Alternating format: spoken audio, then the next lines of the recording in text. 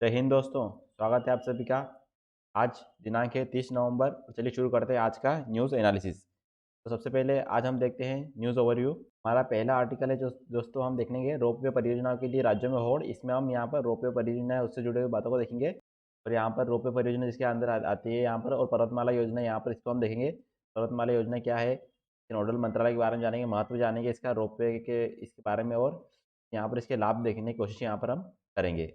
ये हमारा रहेगा पहला आर्टिकल। के बाद हम देखेंगे GS2 से जुड़ा हुआ हमारा टॉपिक है अंगदान करने वाले 18 परिवार सम्मानित। इसमें हम यहाँ पर देखेंगे अंगदान के बारे में जानेंगे, भारत में अंगदान एक अवलोकन देखेंगे, इसके बारे में विभिन्न प्रकार देखेंगे अंगदान के, और इससे जुड़ी हुई कुछ यहाँ पर जो पुरानी रिपोर्ट है इनको हम यहाँ पर देखेंगे। ये रहेगा हमारा दूसरा आर्टिकल। उसके बाद हमारा अगला आर्टिकल है वो है बढ़ती महंगाई और सिकुड़ती विकास दर को थामने का फॉर्मूला। G20 की बैठक जो भारत में होने वाली है अभी 2023 में, यहाँ पर भारत अध्यक्ष होगा 1 तारीख से, 1 दिसंबर से। तो उसके बारे में हम चर्चा करेंगे G20 के बारे में।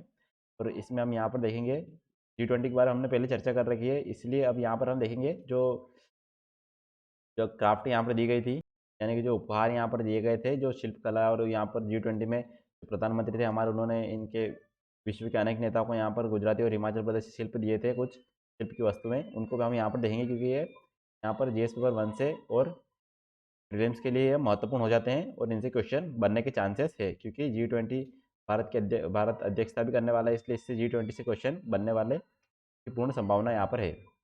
हम देखेंगे डिजिटल रुपये में खुदरा लेन देन कल से। इसमें हम जो सेंट्रल बैंक डिजिटल करेंसी और डिजिटल रुपी है या फिर इसके बारे में हम जानेंगे यहाँ पर क्या होता है सेंट्रल बैंक डिजिटल करेंसी, क्या इसके फायदे हैं, जो लॉन्च किया गया था। डिजिटल रुपया क्या है, इस प्रकार से CBDC के 2 अलग अलग प्रकार हैं, हम यहाँ पर देखेंगे। भविष्य की संभावना इसमें देखने की हम कोशिश करेंगे। इस प्रकार से ये हमारा आज के क्यूज यहाँ पर न्यूज़ आर्टिकल है जिनको हम कवर करेंगे, और ये कुछ हमारा आज का न्यूज़ एनालिसिस ऐसा रहेगा। तो चलिए शुरू करते हैं पहले आर्टिकल से। जैसे कि आप देख पा रहे हैं, रोपवे परियोजनाओं के लिए राज्यों में होड़। यहाँ पर जो केंद्र सरकार की महत्वाकांक्षी परियोजना नेशनल रोपवे विकास कार्यक्रम के प्रति राज्यों में रुझान बढ़ता जा रहा है। यहाँ पर रोपवे के निर्माण की जिम्मेदारी संभालने वाली केंद्र सरकार की जो कंपनी जो हाईवेज लॉजिस्टिक मैनेजमेंट लिमिटेड को अब तक 25 राज्यों में से 260 से अधिक रोपवे परियोजना के प्रस्ताव मिले हैं, यानी कि यहाँ पर 25 राज्यों को यहाँ से अभी तक 260 यहाँ पर आ गए हैं, और इस प्रकार से में जो है इसकी गिनती बढ़ती जा रही है इनके प्रोजेक्ट की और प्रस्तावों की। यहाँ पर फिजिबिलिटी रिपोर्ट के आधार पर यहाँ पर सभी प्रस्तावों को परखेगा NHLML में। आप यहाँ पर देखें तो सभी प्रस्ताव धार्मिक स्थलों की यात्रा करने वालों को सुविधा प्रदान करने के साथ साथ शहरी ट्रांसपोर्ट का बोझ कम करने के लिए भी है। इसमें रोप वे को अब शहरी परिवहन का हिस्सा भी माना जाने लगा है। यह लास्ट माइल कनेक्टिविटी के लिए शहरों में ट्रैफिक की समस्या कुछ हद तक दूर कर सकते हैं, और बनारस में यहाँ पर रोपवे की परियोजना अर्बन ट्रांसपोर्ट के लिए है। ये तो हमने जाना कि किस प्रकार से ये जो हमारा आर्टिकल था इसमें क्या कहा गया है। अब इसको हम देखते हैं, जो पर्वतमाला योजना है उसको देखते हैं हम, क्या यहाँ पर ये महत्वपूर्ण है, क्योंकि हम इसको जो हमारा मेन सोर्स है वो यही है। पर्वतमाला योजना के बारे में देखें तो यहाँ पर इस योजना को PPP यानी कि पब्लिक प्राइवेट पार्टनरशिप मोड में शुरू किया जाएगा, जो दुर्गम पहाड़ी क्षेत्रों में पारंपरिक सड़कों के स्थान पर पारिस्थितिकी रूप से स्थायी एक पसंदीदा विकल्प होगा। यह पर्यटन को बढ़ावा देने के साथ साथ यात्रियों के लिए ये जो है हेतु कनेक्टिविटी और सुविधा में सुधार करने से संबंधित है। इसमें भीड़ भाड़ वाले उन शहरी क्षेत्रों को भी शामिल किया गया है जहाँ पारंपरिक जन परिवहन प्रणाली संभव नहीं है। यह योजना वर्तमान में उत्तराखंड, हिमाचल प्रदेश, मणिपुर, जम्मू कश्मीर और अन्य पूर्वोत्तर राज्यों में शुरू की जा रही है, यानी पहले जब ये शुरू की जा रही थी तब की बात। तो यहाँ पर वित्त मंत्री ने घोषणा की है कि वर्ष 2022-23 में 60 किलोमीटर की लंबाई के लिए 8 रोपवे परियोजना के ठेके दिए जाएंगे। ये जब ये मुख्य परियोजना की बारे में यहाँ पर बात की जा रही है, परंतु अभी जो है यहाँ पर बहुत से रोपवे कार्यक्रम भी और भी शुरू किए गए। नोडल मंत्रालय क्या था इस पर्वतमाला योजना में, तो सड़क परिवहन और राजमार्ग मंत्रालय MORTH। यहाँ पर देखें आप तो के पास इस क्षेत्र में रोपवे और वैकल्पिक गतिशीलता समान प्रौद्योगिकी के साथ साथ निर्माण, अनुसंधान एवं नीति के विकास की जिम्मेदारी होगी। फरवरी ये जो है यहाँ पर फरवरी 2021 का बताया गया है, जबकि क्योंकि ये आर्टिकल पहले छप गया था, और इसी में कहा गया है कि जो फरवरी 2021 में यहाँ पर भारत सरकार ने व्यवसाय का आवंटन नियम है उसमें 1961 में संशोधन किया गया था। इसने MORTH को रोपवे और अल्टरनेट मोबिलिटी सॉल्यूशंस के विकास की देखभाल हेतु सक्षम बनाया था।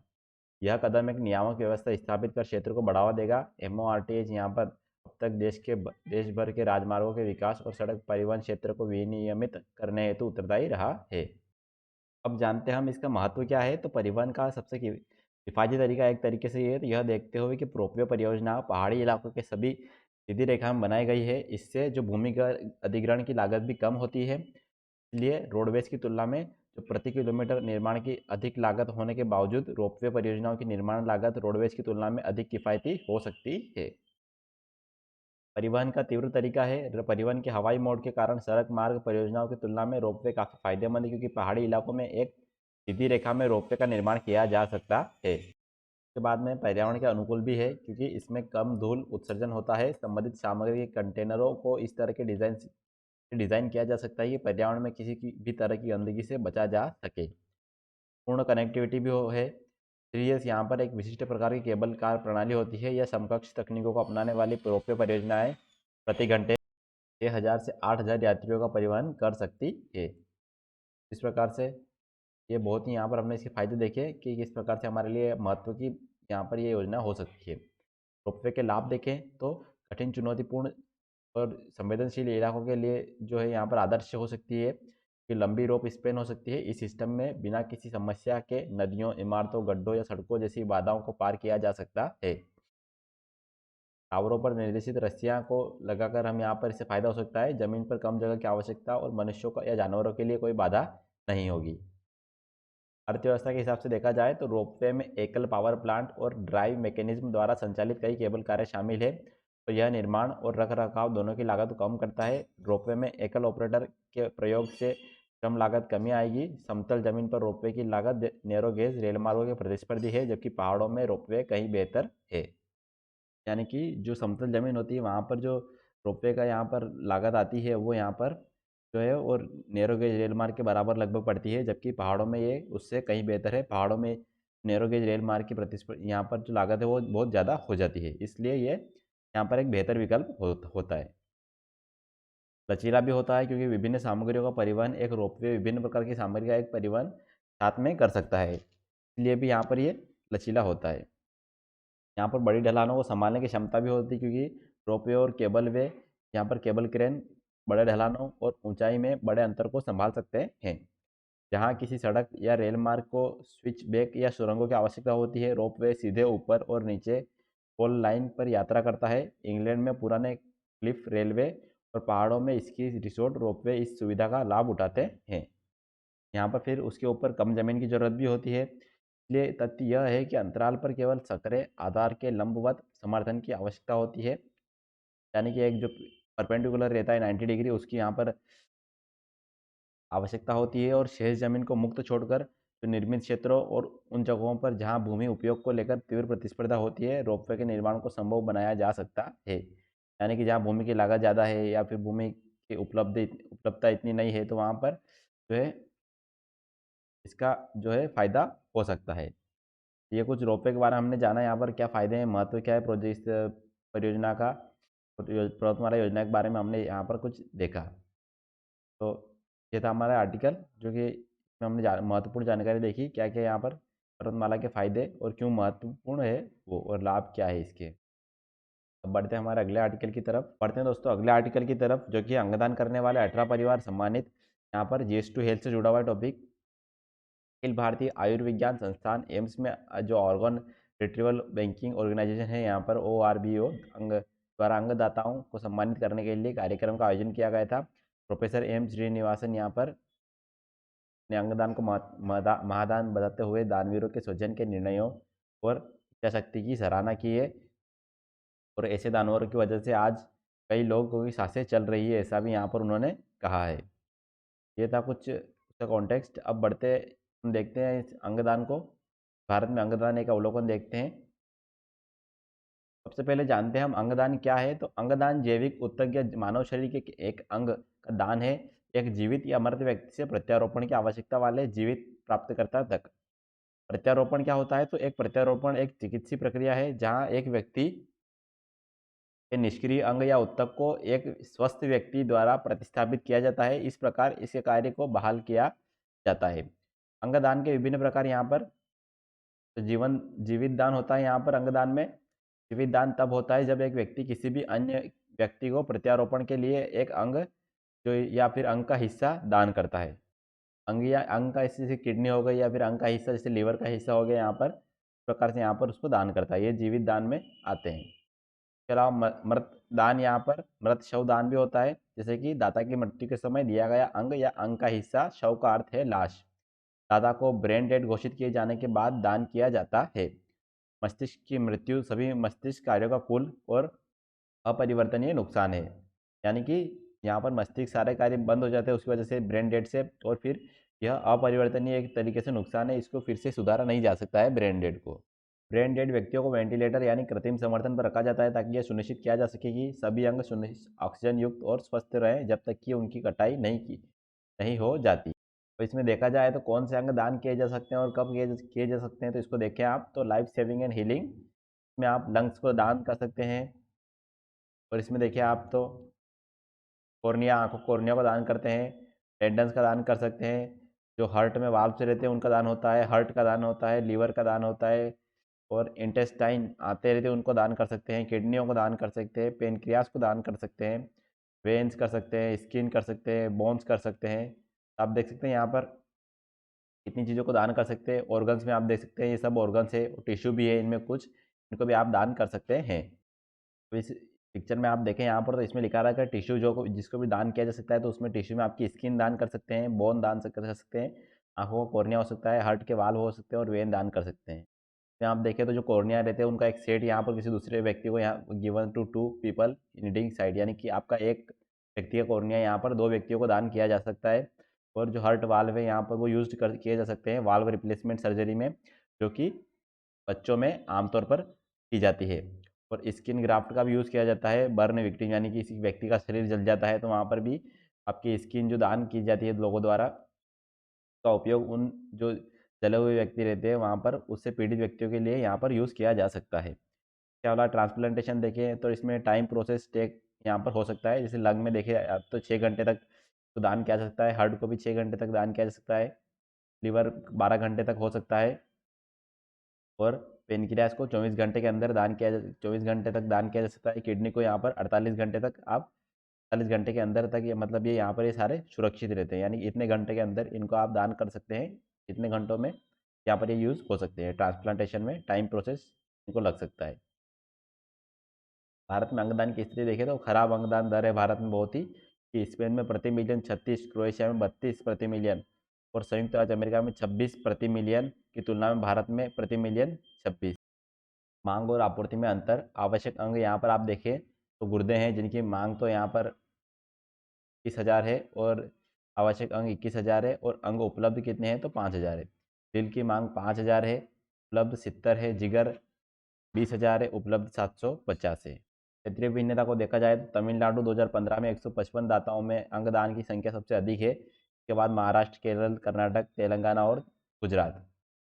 इसका देख सकते हैं state a tiny number of donors in 2015। मृतक अंगदान 2013 तक देखा जाए तो यहाँ तो गुर्दे यहाँ पर 548, जिगर 257 और दिल 25। इसको लेकर नीतिगत पहले क्या क्या हो गई है तो इसको हम देखें तो मानव अंग प्रत्यारोपण अधिनियम THOA 1994 का उद्देश्य इसका था चिकित्सीय उद्देश्यों के लिए मानव अंगों को हटाने, भंडारण और प्रत्यारोपण को विनियमित करने के लिए मानव अंगों में वाणिज्यिक लेन देन रोकने के लिए लाया गया था। मुख्य विशेषता क्या है तो दायरा है केवल अंग, ब्रेन डेथ की अवधारणा को वैध बनाया, जो ब्रेन स्टेम डेथ है यहाँ पर मेडिकल बोर्ड द्वारा दिया जाएगा ब्रेन डेथ सर्टिफिकेट, उसके बाद यहाँ पर हो जाएगा इनका दान, यहाँ पर ये दे सकते हैं। बिना अधिकार के अंग निकालने पर 10 साल तक की कैद और 20 लाख रुपए तक का जुर्माना भी इसमें किया गया है, यानी कि आपको यहाँ पर जो भी यहाँ पर मृत व्यक्ति है या तो फिर उसकी मरने से पहले यहाँ पर आपको उसकी कंसेंट लेनी चाहिए या फिर उसके घर वालों की यहाँ पर मंजूरी जरूरी है। मानव अंग प्रत्यारोपण संशोधन अधिनियम 2011 लाया गया था। मुख्य विशेषताएं थी इसका दायरा चौड़ा किया गया था, अंग और उत्तक दोनों को जोड़ा गया, यानी कि पहले सिर्फ ऑर्गन शामिल थे और अब इसमें टिश्यू भी जोड़ दिए गए थे। ब्रेन डेथ सर्टिफिकेट बोर्ड सरल किया गया, अधिक विशेषज्ञों की अनुमति यहाँ पर बात की गई थी। अनिवार्य प्रत्यारोपण समन्वयक, मानव अंगों को हटाने या प्रत्यारोपण से संबंधित सभी मामलों के समन्वय के लिए यहाँ पर किया गया था। एक या अधिक स्थानों पर राष्ट्रीय मानव अंग और उत्तक निष्कासन और भंडारण नेटवर्क और क्षेत्रीय नेटवर्क स्थापित करने की इसमें बात की गई थी। दाताओं और प्राप्तकर्ताओं की राष्ट्रीय रजिस्ट्री के बारे में भी यहाँ पर बात की गई थी। स्वेप दान का प्रावधान शामिल है। स्वेप प्रत्यारोपण में दो परिवारों के बीच अंगों का आदान प्रदान शामिल है, यानी कि दो परिवार आपस में एक दूसरे से आदान प्रदान कर सकते हैं जो रक्त समूह बेमेल होने के कारण अपने परिवार के सदस्यों को अंग दान नहीं कर सकते हैं। इसके बाद आता है मानव अंगों और उत्तकों का प्रत्यारोपण नियम 2014। अधिकृत प्रत्यारोपण केंद्र की अपनी वेबसाइट होनी चाहिए। केंद्र में शीर्ष जो राष्ट्रीय नेटवर्किंग साइट संगठन है, यहाँ पर क्षेत्रीय और राज्य स्तरीय संगठन और राज्य इकाइयों को क्षेत्र के भीतर अस्पतालों, अंग उत्तक मिलान प्रयोगशालाओं और उत्तक बैंकों और क्षेत्रीय और राष्ट्रीय नेटवर्किंग संगठनों से जोड़ा जाएगा। मानव अंग और उत्तक के दाताओं और प्राप्तकर्ताओं पर राष्ट्रीय रजिस्ट्री ऑनलाइन सुलभ होगी, ऐसा इसमें कहा था। संगठनों की बात करें, स्वास्थ्य एवं परिवार कल्याण मंत्रालय के स्वास्थ्य सेवा महानिदेशालय के तहत स्थापित राष्ट्रीय अंग और उत्तक प्रत्यारोपण संगठन, इसमें की बात की गई थी। राष्ट्रीय मानव अंग और उत्तक हटाने भंडारण के नेटवर्क की बात की गई थी और राष्ट्रीय जैव सामग्री केंद्र की यहाँ पर इसमें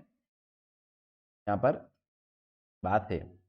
राष्ट्रीय अंग प्रत्यारोपण कार्यक्रम क्या है? एनओटीपी, नेशनल ऑर्गन ट्रांसप्लांट प्रोग्राम। तो यहाँ पर उद्देश्य है इसका, भारत में अंग दान को बढ़ावा देने के लिए प्रत्यारोपण के लिए अंग और उत्तक खरीद और वितरण की एक प्रणाली को व्यवस्थित करना, मृत अंग और उत्तक दान को बढ़ावा देने के लिए आवश्यक जनशक्ति को प्रशिक्षित करना है, कमजोर गरीबों को अंग तस्करी से बचाना है, अंग और उत्तक प्रत्यारोपण सेवाओं की निगरानी करना और जब भी आवश्यकता हो नीति और कार्यक्रम सुधार परिवर्तन लाना। क्षेत्रीय अंग और उत्तक प्रत्यारोपण संगठन या फिर राज्य अंग और उत्तक प्रत्यारोपण संगठनों की स्थापना के लिए राज्यों को वित्तीय सहायता देना है। नोट यहाँ पर दिया है कि स्वास्थ्य राज्य का विषय है। यहाँ पर देखना है कि स्वास्थ्य राज्य का विषय है, फिर भी यहाँ पर राज्यों को या केंद्र यहाँ पर भी इसमें सहायता करेगा।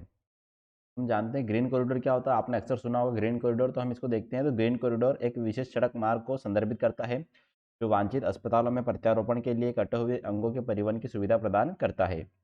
स्ट्रीट सिग्नल को लाल बत्ती पर ठहराव से बचने और वांछित अंगों के तेजी से परिवहन को सुनिश्चित करने के लिए यातायात को मोड़ने के लिए मैन्युअल रूप से संचालित किया जाता है। यानी कि अक्सर जो ऑटोमेटिक चलती है यहाँ पर लाल बत्ती, यहाँ पर जो ठहराव वाली आपको देखा होगा, यहाँ पर स्ट्रीट सिग्नल लाइट्स जो होती हैं उनको यहाँ पर जो यातायात को थोड़ा मोड़ने के लिए, ताकि वो परिवहन हो रहा है वहाँ पर अंगों का वो तेज़ी से किया जा सके, और जो इसलिए इनको यहाँ पर मैनुअल रूप से चलाया जाता है। और जो राजमार्ग यहाँ जो मार्ग रहते हैं यहाँ पर इनको यहाँ पर खाली कराया जाता है, या फिर जो वाहन रहते हैं उनको यहाँ पर संदेश दिया जाता है कि यहाँ पर से जो एक ग्रीन कॉरिडोर बनाया गया है, इसलिए यहाँ पर अभी रास्ते पर ना चले। तो यहाँ पर भारत में हाल के कई उदाहरण हैं जहाँ इस सुविधा का उपयोग करके अंगों को समय पर पहुँचाया गया है। उदाहरण के लिए मई 2018 में दिल्ली में हवाई अड्डे से मैक्स अस्पताल तक हृदय को ले जाने के लिए ग्रीन कॉरिडोर बनाया गया था। तमिलनाडु मॉडल देखा जाए दोस्तों, 2008 में कैडेवर ट्रांसप्लांट प्रोग्राम शुरू किया गया था। दान प्रक्रिया और अंग आवंटन की प्रभावी निगरानी एक संगठन द्वारा की जाती है। प्रत्यारोपण प्राधिकरण यहाँ पर ट्रांसटेन यहाँ पर इसको कहा जाता है। प्रमुख पहले हैं इसकी ओर, तो मृतक अंग दान पर ध्यान दे, अंगों को बेकार नहीं जाने देने पर जोर। केयर प्रत्यारोपण केंद्रों के लिए भी दिशा निर्देश का सेट ये सुनिश्चित करने के लिए कि सभी अंगों का उपयोग किया जाए। ब्रेन डेथ को अनिवार्य घोषित करना है।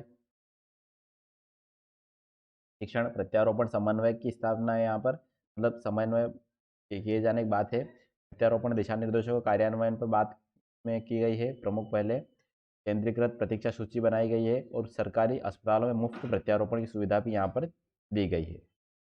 मुद्दे और चुनौतियाँ देखिए इसको, तो मांग और आपूर्ति में अंतर है। अंगों की मांग और आपूर्ति के बीच भारी अंतर है। सामाजिक सांस्कृतिक मान्यताएं भी हैं, कुछ धार्मिक मान्यताएं पृथक अंग दान में बाधा डालती है। प्रचलित अंधविश्वास जैसे कि लापता अंग जिसे दान किया गया है के साथ जन्म लेना, या फिर पुनर्जन्म, जीवन मृत्यु पुनर्जन्म चक्र में उलझा हुआ होना, इस प्रकार से यहाँ पर कुछ धार्मिक मान्यता है जो अंधविश्वास को बढ़ावा देती है, और उससे यहाँ पर है जो इसमें कमी आती है। दान में जागरूकता की कमी है। ब्रेन डेथ की अवधारणा और इसके कानूनी निहितार्थ अधिकांश भारतीय आबादी के लिए अपरिचित है। अवसंरचना मुद्दा यहाँ पर, दान किए गए अंगों के परिवहन के लिए सीमित सुविधाएं, एयर एम्बुलेंस की सुविधा नहीं है। ब्रेन डेड व्यक्ति को बनाए रखने के लिए गहन देखभाल इकाई कर्मियों के लिए प्रशिक्षण की कमी है। डॉक्टरों में जागरूकता की कमी है। प्रभावी प्रत्यारोपण समन्वयकों की कमी है। भारत के सभी अस्पताल अंग प्रत्यारोपण और पुनर्प्राप्ति की प्रक्रिया को पूरा करने के लिए सुसज्जित भी नहीं है। प्रक्रिया को संभालने के लिए सुसज्जित 301 अस्पतालों में से केवल 250 राष्ट्रीय अंग और उत्तक प्रत्यारोपण संगठन के साथ पंजीकृत है। उसके बाद अंगों की बर्बादी एक यहाँ पर है। उपयुक्त तो प्राप्तकर्ता यहाँ की कमी के कारण यहाँ पर अंगों का उपयोग नहीं किया जाता है, इससे अंगों की बर्बादी भी होती है, विशेष रूप से दिल और फेफड़े की। प्रत्यारोपण सर्जरी की उच्च लागत आती है, जिसके कारण भी यहाँ पर अनियमित लागत और गरीब लोगों की पहुंच से बाहर की कीमत हो जाती है। क्षेत्रीय भिन्नता कारण भारत के सभी राज्यों में सक्रिय अंगदान कार्यक्रम नहीं है। उत्तर भारत में अंगदान की दर बेहद खराब है। इसके अलावा चूंकि स्वास्थ्य राज्य का विषय है, इसलिए DHOA के कार्यान्वयन के साथ मुद्दे भी है। केवल 5 क्षेत्रीय अंग और उत्तक प्रत्यारोपण संगठन यहाँ पर है।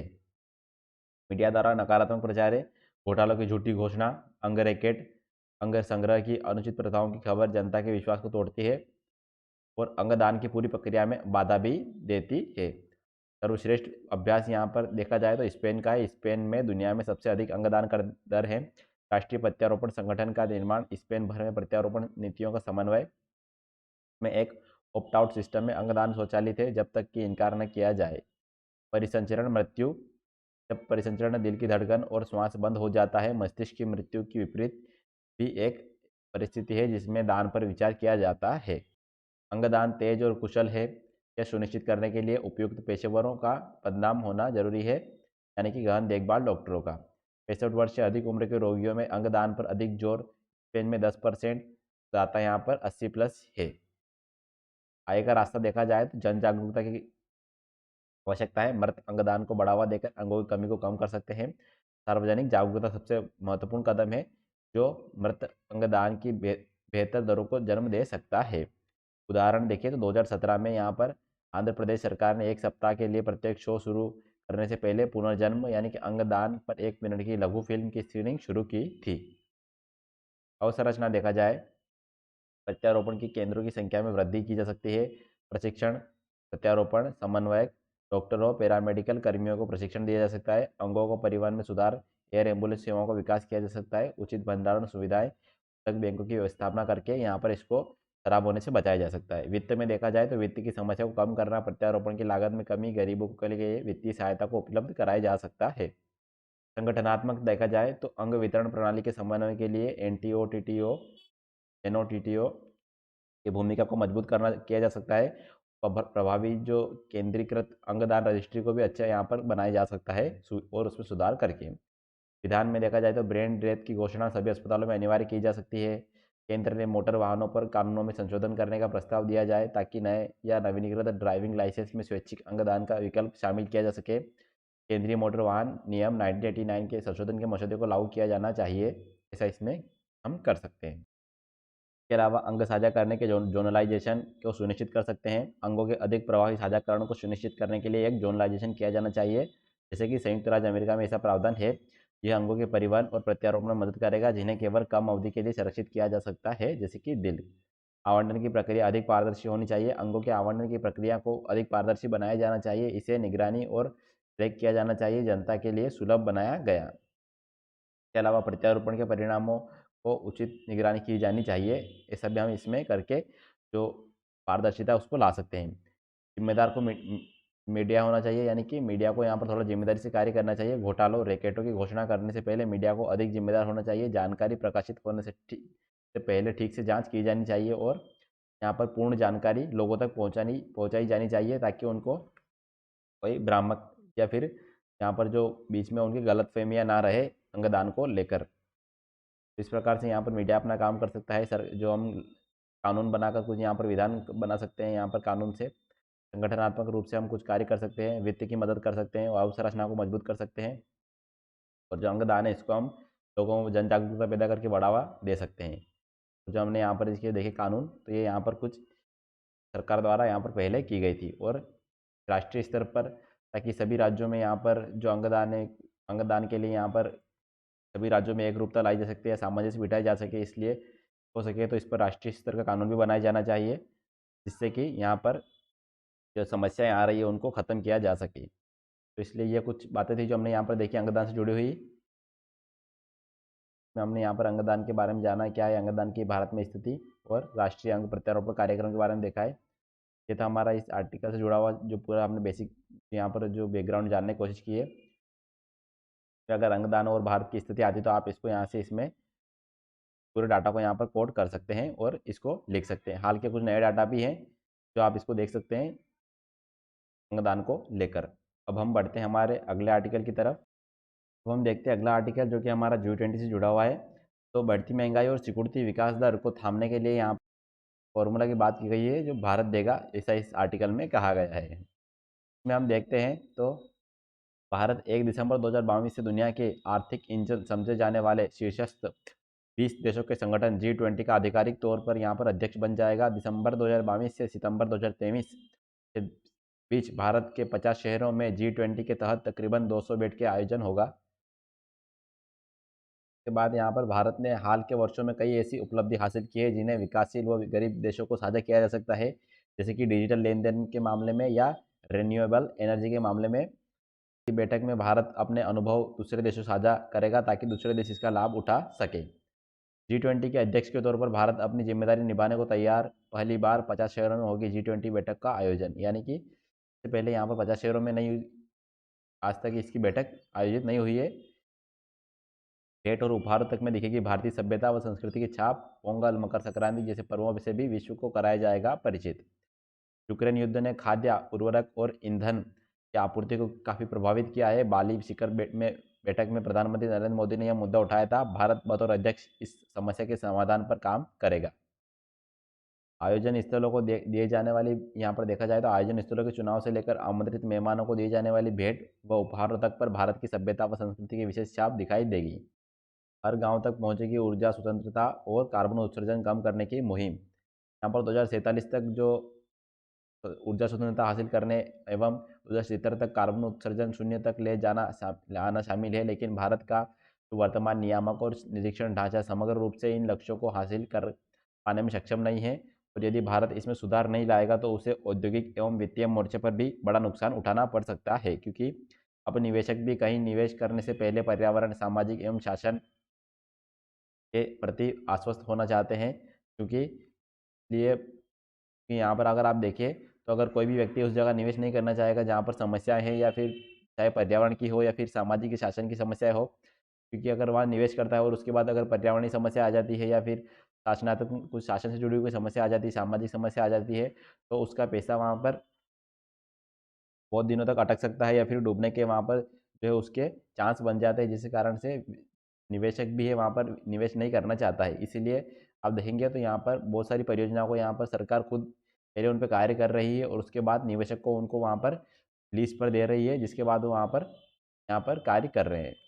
इसलिए तो ये समस्याएं भी है कुछ यहाँ पर, इसके ऊपर भी सरकार को ध्यान देना होगा और प्रति आश्वस्त होना चाहते हैं, इसलिए उन पर भी यहाँ पर ध्यान देने की आवश्यकता है। और इसलिए भारत वित्तीय प्रणाली एवं वैश्विक वित्त विशेषज्ञों को एक मंच पर ला the Green Indian Financial System Initiative यानी कि GIFS की शुरुआत की गई है। इसके अलावा विकसित एवं विकासशील देशों के समूह G20 में भारत की शेरपा जो अमिताभ कांत है, ये महत्वपूर्ण है कि वनडे एग्जाम में ये पूछा जा सकता है। इसके चांसेस भी है कि भारत के शेरपा G20 में कौन है।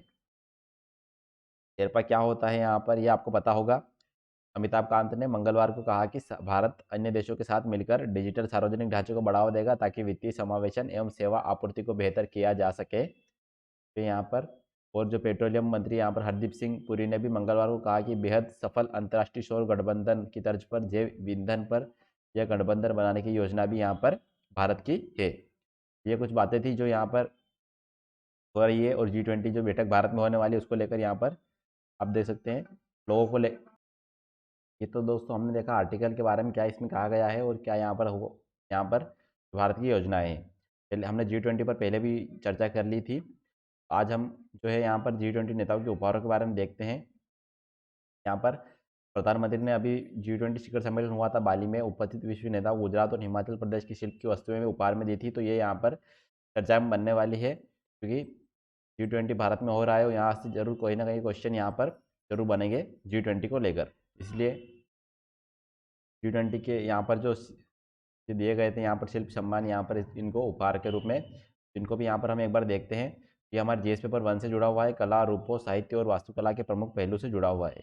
यहाँ पर आप देख सकते हैं शिल्प कला रूप क्या है, उनके विवरण यहाँ पर दिया गया है, तो हम इसको देखते हैं। तो आप सबसे पहले यहाँ देख पा रहे हैं कांगड़ा मिनिएचर पेंटिंग, जो कि आपको यहाँ दिख रही होगी चित्र में। यह एक प्रकार की पहाड़ी पेंटिंग है जो पौराणिक कथाओं और रामायण और महाभारत की कहानियों को सूक्ष्म विस्तार से चित्रित करती है।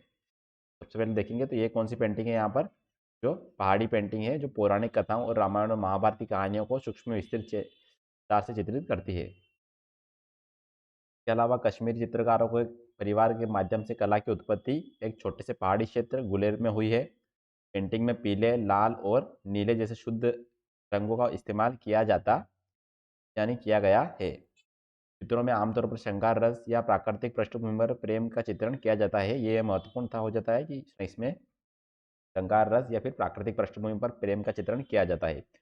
थीम 6 मौसमों या संगीत, राधा और कृष्ण या शिव और पार्वती में से एक है। ये आप देख सकते हैं यहाँ पर इसका विवरण। मातानी पछेड़ी, ये आप देख सकते हैं मातानी पछेड़ी, यह गुजरात का हाथ से बना कपड़ा है जिसे देवी माँ के मंदिरों में भेंट के रूप में चढ़ाया जाता है। यहाँ पर यह खानाबदोश वाघरी समुदाय के द्वारा देवी के विभिन्न अवतारों पर श्रद्धांजलि के रूप में कपड़ा तैयार किया जाता है और फिर यहाँ पर ये चढ़ाया जाता है। देवी के यहाँ पर कपड़े के डिज़ाइन में केंद्रीय स्थान होता है जो उनकी कहानी के तत्व या अन्य तत्वों से घिरी हुई होती है। यानी कि देवी को यहाँ पर कपड़े के बीच में, डिज़ाइन में बीच में करा जाता है और उसके ऊपर यहाँ पर ये अन्य तत्वों से घिरी होती है जो भी इस कहानी में होते हैं। इसके अलावा पाटन पटोला आप नीचे देखें तो इसको पाटन पटोला को दुपट्टा गुजरात के उत्तरी भाग में बुना हुआ एक रंगीन दुपट्टा है। यानी कि पाटन पटोला एक दुपट्टा जैसा रहता है और ये गुजरात के उत्तरी भाग में बुना हुआ एक रंगीन दुपट्टा है। डबल इकत दुपट्टा दोनों तरफ पहना जा सकता है। पटोला आदिम हाथ से संचालित हार्नेस करके पर बुना जाता है जो शीशम और बांस की पट्टियों से बना होता है। इसके अलावा नेताओं को भेंट किए गए विशेष कपड़े के टुकड़े में पाटन में एक बावड़ी रानी की वाव से प्रेरित एक डिज़ाइन था जो एक सजावटी सदेली बॉक्स में रखा गया था।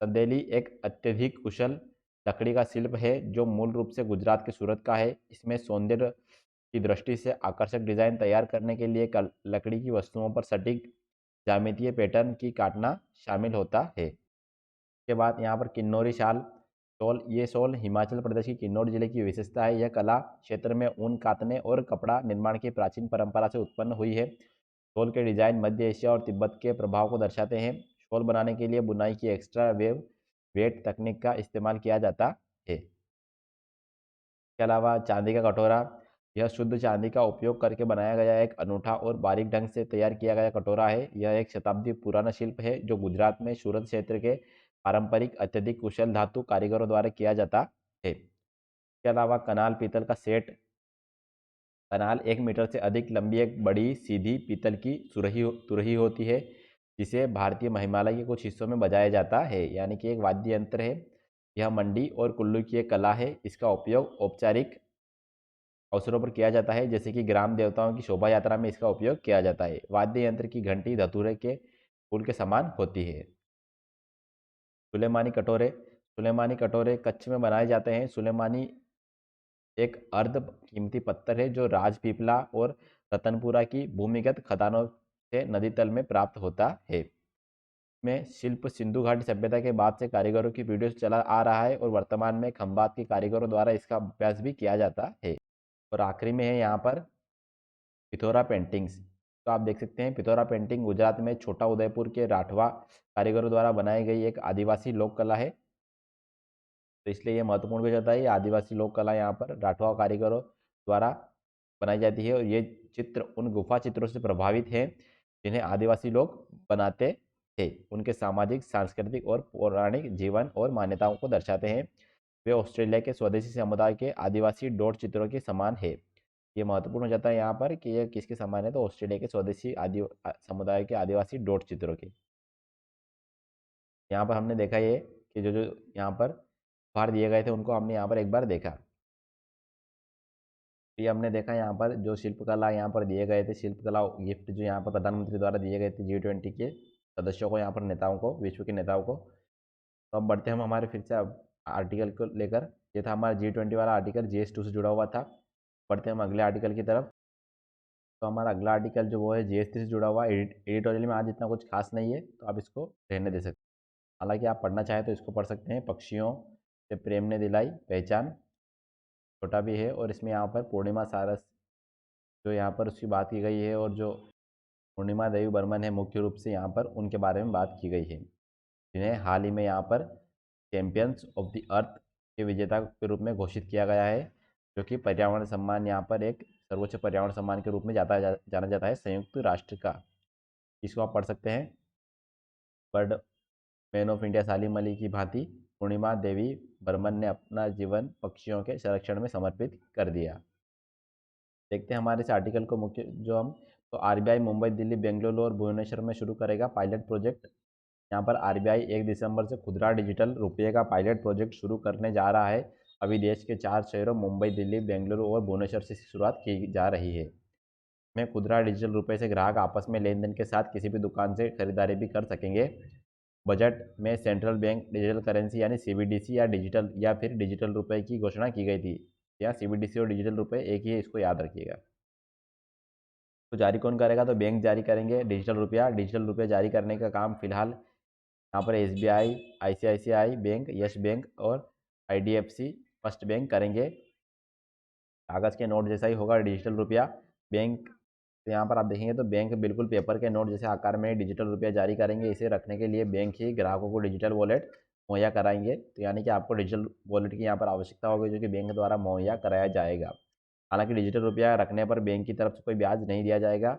डिजिटल रुपया आरबीआई की तरफ से बैंक देंगे, इसके लिए यह वैधानिक होगा। यानी कि जो डिजिटल रुपया है वो वैधानिक होगा, क्योंकि यहाँ पर किसके द्वारा दिया जा रहा है? बैंकों द्वारा, जो कि आरबीआई की तरफ से देंगे और कहीं भी भुगतान कर सकेंगे और जब चाहे इसे नोट के रूप में बैंक में भी जमा कर सकेंगे, ताकि इस पर आपको ब्याज मिल सके। यहाँ पर यह भी कहा गया है कि इससे क्रिप्टो करेंसी पर कोई प्रभाव नहीं पड़ेगा, क्योंकि विशेषज्ञों के मुताबिक वैधानिक रूप से डिजिटल रुपया जारी करने से क्रिप्टो करेंसी पर कोई फर्क नहीं पड़ेगा, क्योंकि क्रिप्टो करेंसी का मूल्य हमेशा घटता बढ़ता रहता है, जबकि डिजिटल रुपये में ऐसा कुछ नहीं होगा। इसको आप देख सकते हैं। हम बढ़ते हैं इसके जो मेन यहाँ पर जो के बारे में है उसको हम जानकारी को देखते हैं। क्या यहाँ पर जो मुख्य बातें हैं, यानी कि जो डिजिटल रुपया क्या है, डिजिटल रुपये का वर्णन करें, इसको हम देखते हैं।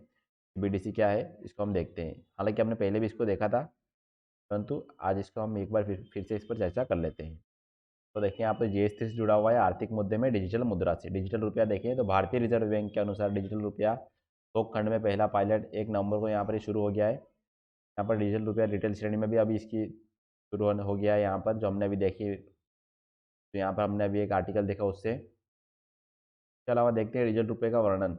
तो केंद्रीय बैंक द्वारा उत्पादित मुद्रा नोटों के डिजिटल संस्करण को केंद्रीय बैंक डिजिटल मुद्रा सीबीडीसी के रूप में जाना जाता है। यह भुगतान की एक डिजिटल विधि है जो संपर्क रहित एक्सचेंजों का समर्थन करती है यहाँ पर, और इसे भारतीय रिजर्व बैंक की कानूनी निविदा के रूप में जाना जाता है। पृष्ठभूमि देखिए तो वित्त मंत्री निर्मला सीतारमण ने कहा कि भारतीय रिजर्व बैंक आरबीआई केंद्रीय बजट 2022 पेश करते समय जल्द ही अपनी डिजिटल मुद्रा शुरू करेगा। इसका प्रपत्र देखा जाए तो सीबीडीसी के 2 अलग अलग प्रकार हैं, खुदरा और थोक। सीबीडीसी यहाँ पर रिटेल में और सीबीडीसी यहाँ पर होलसेल में। खुदरा यानी सीबीडीसी के सभी के लिए सुलभ हो सकता है, और थोक में यहाँ पर सीमित पहुँच वाले विशेष वित्तीय संस्थानों के लिए ही अभिप्रेत हो सकता है। इसके लाभों में भारत की डिजिटल अर्थव्यवस्था का समर्थन करना, वित्तीय समावेश को बढ़ाना और मौद्रिक और भुगतान प्रणालियों की दक्षता में सुधार करना शामिल है। एक डिजिटल मुद्रा लेन देन लागत को कम करेगी और सरकारों के अधिकृत नेटवर्क के अंदर होने वाले भी लेन देन तक पहुंचना भी आसान बना देगी। वास्तविक जो यहाँ पर नोटों के जो विपरीत है, एक डिजिटल मुद्रा में एक अनंत जीवन चक्र होगा। जिस प्रकार से नोट यहाँ पर एक जीवन चक्र होता है जो खराब हो जाता है, उसके बाद वो काम में नहीं लिया जा सकता है, उसकी जगह पर हमें नया नोट लाना पड़ता है सीबीडी, और जबकि यहाँ पर डिजिटल मुद्रा होने के कारण इसका अनंत जीवन चक्र होगा। सीबीडीसी के अनुसार यहाँ पर सीबीडीसी का उद्देश्य पैसे के वर्तमान रूपों को बदलने के बजाय पूरक करना है और उपयोगकर्ताओं को एक अतिरिक्त भुगतान मार्ग प्रदान करने की परिकल्पना की गई है, न कि मौजूदा भुगतान प्रणालियों को बदलने के लिए। यानी कि अगर उनके पास जो है इसके पूरक के रूप में इसको यूज़ किया जा सकता है, यानी कि सब्सिट्यूट इसको किया जा सकता है, और इसके बदले वे इसको भी यूज़ कर सकते हैं। तो यहाँ पर पूर्ण रूप से बदला नहीं जा रहा है या फिर एक को हटाया नहीं जा रहा है, जबकि यहाँ पर दोनों को एक चलाने की कोशिश की जा रही है साथ में, हाल में कहा गया है। डिजिटल मुद्रा को अपनाने से जो जोखिम होता है, साइबर खतरे और हैक की समस्या यहाँ पर हो सकती है, और गोपनीयता का उल्लंघन की बात यहाँ पर आ रही है। इसमें बिटकॉइन बनाम डिजिटल मुद्रा की बात आ रही है, तो इसमें देखते हैं अंतर। सबसे पहले तो सेंट्रलाइज डिजिटल करेंसी जो होगी वो सेंट्रलाइज्ड होगी, जबकि जो क्रिप्टो करेंसी यहाँ पर वो डिसेंट्रलाइज्ड होगी, यानी कि कोई यहाँ पर कुछ नियामक या कुछ यहाँ पर इसका बोर्ड नहीं है, यानी कि केंद्रीकृत नहीं है। इसके अलावा डिजिटल करेंसी रिक्वायर्स वेरिफिकेशन, जबकि क्रिप्टो करेंसी में यहाँ पर पार्शियल एनोनिमिटी रहती है। इसके अलावा डिजिटल करेंसी यहाँ पर नोट ट्रांसपेरेंट नहीं रहती है, जबकि क्रिप्टो करेंसी यहाँ पर ट्रांसपेरेंट रहती है, यानी कि पारदर्शी रूप से इसकी यहाँ पर होती है या पारदर्शिता इसमें रहती है। इसके अलावा डिजिटल करेंसी यहाँ पर रेगुलेटेड बाय सेंट्रल बैंक रहती है, जबकि क्रिप्टो करेंसी आप देखेंगे तो यहाँ पर no regulatory authority to control cryptocurrency होता है। Robust laws for transaction in all states, जब यानी कि यहाँ पर मजबूत यहाँ पर कानून रहते हैं ताकि ट्रांजेक्शन करने के लिए सभी स्टेट यानी कि राज्य देश वगैरह में यहाँ पर अभी राज्यों में हो सकते हैं यहाँ पर अभी। इसके अलावा only a few states have stringent laws for crypto transaction, यहाँ भी यानी कि कुछ देशों में यहाँ पर अभी कुछ यहाँ पर इसके लिए लॉज बनाए जा रहे हैं, तो वह भी यहाँ पर इतने प्रभावी एक तरीके से इतने नहीं हैं। तो यहाँ पर ब्लॉकचेन प्रौद्योगिकी पर आधारित होगा एक विकेंद्रीकृत डिजिटल संपत्ति और विनिमय के माध्यम को क्रिप्टो करेंसी के रूप में जाना जाता है। हालांकि इसने ज़्यादातर अपने विकेंद्रीकृत चरित्र के कारण विवाद उत्पन्न किया है, जो बैंकों, वित्तीय संगठनों या केंद्र सरकारों जैसे कि किसी भी बिचौलियों के उपयोग के बिना इसके संचालन को संदर्भित करता है। दूसरी ओर भारतीय रिजर्व बैंक यहाँ पर जो आरबीआई है वो केंद्रीय बैंक डिजिटल मुद्रा या सीबीडीसी जारी करेगा, जिसे ऑनलाइन कानूनी नकदी के रूप में स्वीकार किया जाएगा। इससे यानी इसमें यह सरकार द्वारा समर्थित होगा। डिजिटल रुपया बिटकॉइन, एथेरियम और अन्य क्रिप्टो करेंसी से अलग होगा। दूसरा, डिजिटल रुपया भौतिक रुपये के बराबर रखने के समान होगा, क्योंकि सरकारी समर्थन कारण इसका आंतरिक मूल्य है। भविष्य की संभावनाएं देखी जाए तो भविष्य के पायलट इस परीक्षण से सीखे गए सबक के परिणाम स्वरूप अन्य थोक लेनदेन और सीमा पार भुगतान पर ध्यान केंद्रित करेंगे। सीबीडीसी पारिस्थितिकी तंत्र बनाने और इसकी स्थिरता सुनिश्चित करने के लिए वर्तमान चुनौतियों को हल करना और सीबीडीसी के लिए नवाचार के माध्यम से चिंताओं को हल करने के एक समावेशी उपकरण के रूप में काम करना महत्वपूर्ण है। इस प्रकार से हमने देखा कि भविष्य की संभावना क्या है, किस प्रकार से हम इसका उपयोग करके और किस प्रकार इसका महत्व है, लाभ क्या है हमारा। उसके अलावा इसमें और भी आप लाभ लिख सकते हैं, जैसे कि वित्तीय लाभ इसमें होगा, क्योंकि जो पैसे जो नोट बनाने पर यहाँ पर जो खर्चा आता है वही खर्चा यहाँ पर, यानी कि वही खर्चा अगर उसमें थोड़ी कमी आएगी उस खर्चे में। और उसके अलावा जो पेपर की यहाँ पर पेपर कॉस्ट होता है और यहाँ पर जो पेपर बनता है उससे यहाँ पर जो कमी आएगी, तो उसके कारण यहाँ पर जो पेपर है उससे कमी आएगी, तो उससे पेड़ों की कटाई है, उसमें जो पेपर यहाँ पर व्यर्थ भी जाते हैं बहुत सारे, तो उसमें भी यहाँ पर इसमें कमी आएगी। तो इससे एक तरीके से ये थोड़ा जो पेड़ों के लिए भी यहाँ पर ये अच्छी बात है और इससे पर्यावरण के लिए भी अच्छी बात है। तो इसको आप यहाँ पर देखें तो यूपीआई और इसमें आपको एक जैसी समानता दिख रही होगी कि यूपीआई में भी ऑनलाइन ट्रांजैक्शन हो रहा है, इसमें भी यही हो रहा है। तो यहाँ यूपीआई और इसमें एक अंतर आ जाता है। यूपीआई में जो ट्रांजेक्शन होता है वो आपके डायरेक्ट खाते से होता है, जबकि जो सीबीडीसी वाला होगा यहाँ पर डिजिटल रुपया, ये एक वॉलेट टाइप काम करेगा। जैसे कि आप पेटीएम वॉलेट होता है, फ़ोन पे वॉलेट होता है, उसमें आप अपना पैसा यहाँ पर जो है ट्रांसफ़र कर सकते हैं। तो वहाँ पर क्या है वो आप डायरेक्ट पैसा ट्रांसफ़र करते हैं, जबकि इसमें आपको होगा कि आप ये सरकारी वॉलेट होगा और इसमें आप जो पैसा है वो एक जैसी उसकी वैल्यू रहेगी और एक तरीके से डिजिटल मुद्रा के रूप में रहेगी वो। तो इस प्रकार से एक टाइप का वॉलेट ही इसको आप समझिए, जो कि ऐसे रहता है और उसी में यहाँ पर उस पर आपको ब्याज नहीं मिलेगा और इस प्रकार से इसमें बताया गया है। तो इस प्रकार से ये कुछ हल्का सा इस प्रकार से कुछ ये यहाँ पर यूपीआई जो यहाँ पर आप देखते हैं उसमें और इसमें डिजिटल रुपये में यहाँ पर कुछ फ़र्क आ जाएगा। तो एक साथ आपको समझ में आया होगा ये। और जो हमारा आर्टिकल है वो आज के यहीं पर ख़त्म होते हैं और न्यूज़ एनालिसिस वो भी इसी के साथ यहीं पर ख़त्म होता है। मिलते हैं हम फिर अगले वीडियो में कल, तब तक के लिए धन्यवाद।